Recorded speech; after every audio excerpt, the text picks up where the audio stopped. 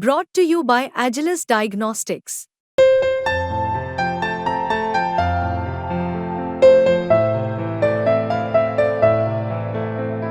Agilus Diagnostics. Bharat की सुरक्षा नीति में एयर डिफेंस सिस्टम की महत्वपूर्ण भूमिका है।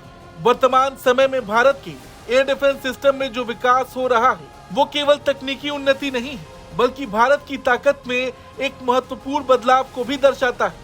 रूस द्वारा निर्मित S-400 एयर डिफेंस सिस्टम और भारत के स्वदेशी प्रोजेक्ट कुश का विकास दोनों ने मिलकर भारत की वायु रक्षा क्षमताओं को एक नई ऊंचाई पर पहुंचाया है। ये बदलाव न केवल भारत की सुरक्षा के लिए महत्वपूर्ण है, बल्कि इससे पड़ोसी देशों, विशेषकर पाकिस्तान के लिए भी गंभीर चुनौतियां पेश करता है। दरअसल S-400 ट्रायन, जिसे दुनिया के सबसे उन्नत वायु रक्षा प्रणालियों में से एक माना जाता है, भारत की सुरक्षा प्रणाली में एक महत्वपूर्ण एडिशन है। इसकी लंबी दूरी की इंटरसेप्शन क्षमताएं 350 से 400 किलोमीटर तक की हैं, जो इसे एक बेहद प्रभावी और शक्तिशाली हथियार बनाती हैं। ये प्रणाली किसी भी संभावित हवाई हमले को न केवल नष्ट कर सकती है, बल्कि उसे काफी पहले ही ट्रैक भी कर सकती है। इस सिस्टम का उपयोग करने से भारत को अपने महत्वपूर्ण ठिकानों की सुरक्षा में अभूतपूर्व बढ़त मिलेगी।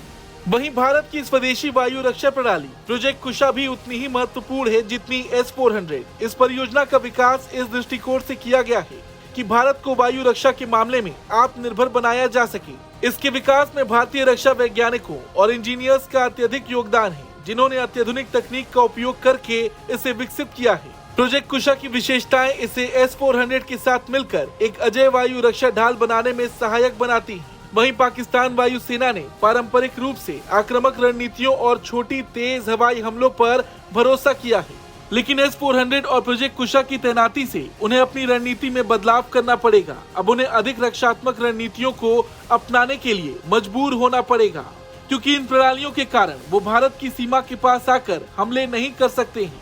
पाकिस्तान को अब अपनी वायुसेना को भारतीय सीमा से काफी दूर से ऑपरेट करना होगा, जिससे उनकी हवाई शक्ति की प्रभावशीलता में कमी आ जाएगी।